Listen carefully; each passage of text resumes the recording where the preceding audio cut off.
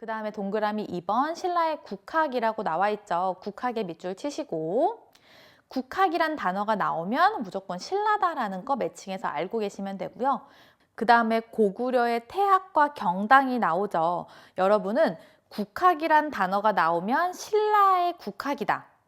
태학과 경당이 나오면 고구려의 태학과 경당이다라는 거 명확하게 꼭 암기하셔야 되고요. 태학부터 보시면 중앙귀족 자제에게 경학이나 문학 따위를 가르치던 국립교육기관이다. 밑줄 치시고요. 유교 교육을 통해서 유교에 밑줄 치시고 국가 관리의 양성을 목적으로 상류층의 자제를 대상으로 했다라는 거 알고 계시면 되고 그 다음에 경당 보시면 각 지방에 세운 평민층 교육기관으로 주된 내용은 경서암송과 궁술이었다. 밑줄 쳐주세요. 경서암송, 궁술. 궁술은 활궁자라고 계속 말씀드렸죠. 활쏘기고요. 결혼 전에 청년들이 모여서 밤낮으로 독서하고 활쏘기를 연습했다. 독서했다는 게 경서암송을 얘기하는 거고 활쏘기를 했다는 게 궁수를 얘기하는 거겠죠. 그리고 마지막으로 백제는 박사제도가 있습니다. 박사제도는 모시박사, 의박사, 역박사, 오경박사 등이 있지만 기록은 많지 않다고 합니다. 박사란 단어가 나오면 백제에서 한 박사제도를 떠올리시면 되겠습니다. 그 다음에 삼국시대의 무예가 나오는데요. 아까 선사시대에서는 수렵과 채취 중심, 그 다음에 부족국가 시대에서는 수렵과 채취뿐만 아니라 궁술과 기마술이 있었던 거고요. 삼국시대 같은 경우에도 수렵과 채취도 그대로 있고 궁술과 기마술도 있다라고 보시면 되고 활쏘기에 대한 설명을 좀 더 보시면요. 교육의 한 분야로서 궁술 실력으로 인재를 등용했는데요. 고구려의 경우 경당에서 활쏘기 교육을 했고요. 신라의 경우에는 궁전법을 통해 인재를 등용했습니다. 궁전법이라고 하는 건 궁은 활궁, 전은 화살전으로 신라도 궁수를 통해서 궁전법을 통해서 인재를 등용했습니다. 참고로 알고 계시면 되겠습니다. 3번 보시면 방응이라고 나와 있는데요. 여기서도 방자가 노을방, 응자가 매응입니다. 그래서 방응이라고 하는 건 매사냥이다. 꼭 알고 계시고요. 이 방응은 길들인 매를 이용해서 들짐승을 잡는 사냥법입니다. 알고 계시면 되고요. 그 다음에 수박에도 밑줄을 쳐주세요. 이 수박은 제가 앞에서도 말씀드렸어요. 손수자의 칠박이라 그래서 손으로 치는 맨손무예를 얘기한다. 여기 설명 자세하게 나와 있는데요. 수벽타 또는 수벽치기라고도 불린다. 동의어 알고 계시고요.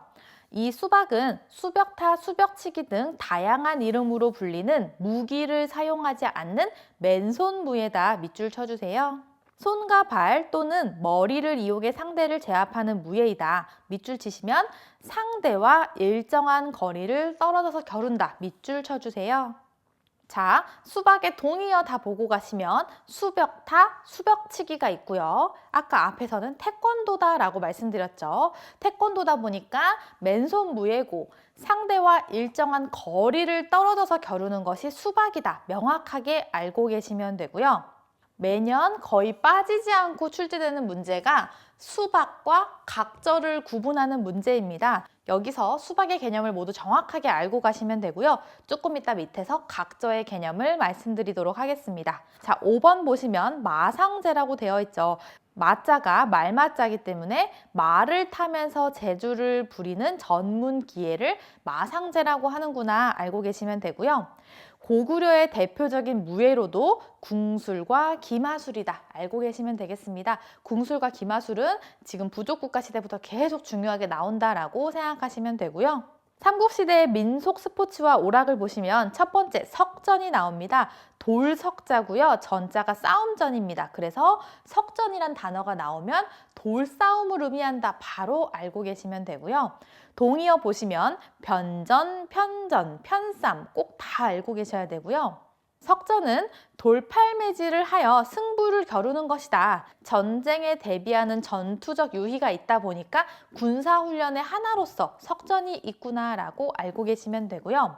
방응은 위에서 봤었죠. 방응이라는 건 노을방, 매응이라고 해서 매사냥을 얘기한다. 사나운 매를 길들여서 꿩이나 새를 사냥하는 일종의 수렵 활동이 방응이다라는 거 알고 계시면 되고, 그 다음에 3번 각저 같은 경우에는요, 제가 아까 수박과 각저를 구분하는 문제가 굉장히 잘 출제된다고 했어요. 여기서 각저를 한번 보시면 각저는 바로 옆에 씨름이다 라고 나와 있죠. 각저는 씨름이고 강력, 각희, 상박, 각지, 쟁교, 솔교라는 동의어가 있다라고 보시면 되겠습니다. 각저 설명 한번 보시면 두 사람이 맨손으로 허리에 띠를 맞잡고 힘과 기를 겨루어 넘어뜨리는 경기다. 맞잡는다라는 부분에 밑줄을 쳐주세요. 허리에 띠를 맞잡고 힘과 기를 겨루어서 넘어뜨리는 경기는 각저구나. 한국은 씨름, 몽고는 썰렘, 중국은 세기유, 러시아는 삼보, 일본은 스모라고 부른다. 즉 S 또는 SS 발음으로 시작하는 이름으로 되어 있다라고 보시면 되고요. 현재 국가무형문화재 제131호로 지정되어 있구나라는 거 다 알고 계시면 되겠습니다. 자, 그러면 여러분은 수박과 각저가 명확하게 구분이 되실 거예요. 수박은 손수자를 쓰고 7박자를 쓰다 보니까 맨손무예로서 상대와 일정한 거리를 떨어져서 겨루는 것을 의미한다. 즉 태권도를 의미한다라고 했고요. 각저는 씨름이다라고 했고 동의어 다 알고 계시면 되고, 씨름은 맨손으로 허리에 띠를 맞잡고서 잡고서 싸우는 것이 씨름이다. 동의어는 무엇이 있다라고 해서 여러분 수박과 각저의 의미는 꼭 구분하고 계시면 되겠습니다. 매년 나오는 문제라서 명확하게 알고 지나가시면 되고요.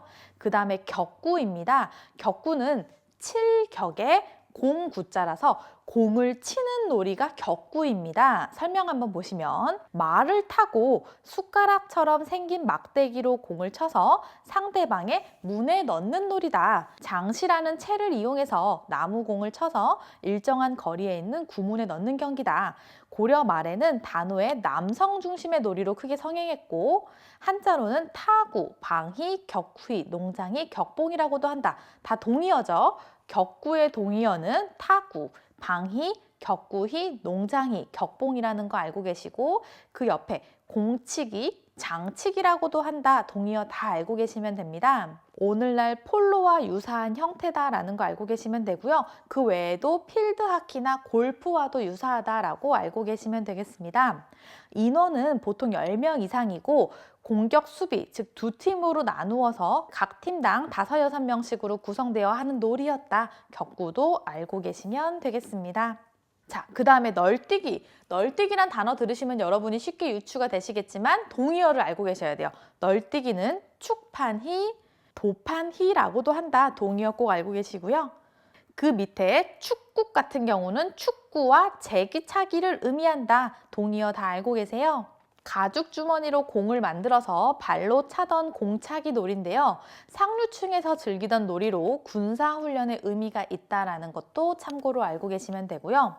투호는 화살 같은 막대기를 일정한 거리에서 항아리나 병 안에 넣는 놀이로 우리 명절 때 보면은 민속놀이 중에 투호를 체험해보는 곳들이 있어요. 그렇게 투호는 화살 같은 막대기를 병 안에 던져서 넣는 것이다 라고 보시면 되고요. 아까 처음에 나왔듯이 저포는 윷놀이를 의미한다. 알고 계시면 되겠습니다. 위기는 기자가 바둑 기자입니다. 그래서 위기란 단어가 나오면 바둑을 의미한다라는 거 알고 계시면 되고요. 그래서 우리가 표현할 때 기원에 간다라는 표현이 바둑 두러 간다라는 표현이에요. 그렇게 위기는 바둑이다. 알고 계시면 되고요. 그 밑에 마상제 같은 경우도 공마나 말노름, 말광대라고도 표현한다. 이 마상제는 달리는 말 위에서 여러 동작을 보이는 것으로서 말 타는 기술훈련이나 군사훈련도 있다라는 거 알고 계시면 되고요. 수박도 나오죠. 수박은 손수자, 7박자, 태권도라고 말씀드렸고 서로 떨어져서 주먹질로 상대방을 넘어뜨리는 태권도를 의미한다. 혹은 권법을 의미한다 라고 말씀드렸고요. 연날리기의 동의어가 풍연이구나. 풍자가 바람 풍자다 보니까 풍연이란 단어 나오면 연날리기 떠올리시면 되고요. 추천이란 단어 나오면 그네 뛰기를 얘기하는구나. 젊은 여인네들이 그네를 뛰면서 즐기는 거를 추천이라고 하는구나. 쌍륙은 겨울철에 30개의 말과 2개의 주사위를 가지고 승부를 겨루는 것이 쌍륙이다. 이 외에도 당연히 더 있을 수 있는데 이제 대략적으로 이러한 것이 있구나라고 동의어랑 설명 매칭해서 알고 계시면 되겠습니다. 자, 그러면 삼국시대에는 어떠한 체육 사상을 가지고 있었느냐라고 보면은 대표적인 게 신라의 화랑도였죠. 신라의 화랑도 정신으로 보면 되는데요. 심신일원론, 심신이려 사상이다라고 보시면 되고, 다른 말로 표현하면 심신합일론이라고 해도 맞는 표현이고요.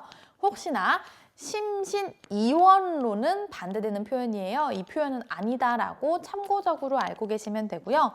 심신일원론은 정신과 신체는 원래 하나로 분리될 수 없다라는 뜻입니다. 앞에서 했던 내용이고요. 2번, 신체미를 숭상한다고 해서 신체의 미와 신체적 탁월성을 중시한다. 3번, 국가주의로서 개인의 안위보다 국가를 우선으로 여긴다. 4번, 불국토 사상이라고 해서 국토를 신성하고 존엄하게 생각하고 목숨을 걸어서라도 국토를 지켜낸다는 의미로서 아까 화랑에서 나왔던 부분이라고 보시면 되겠습니다. 지금 동의어를 하나하나 지금 들어보시면서 좀 당황하셨을 거예요. 이걸 어떻게 하나하나 다 외우지 하실 수도 있는데, 제가 지금 짚어드린 한자랑 같이 연관해서 생각하시면 조금 더 쉬우시고요.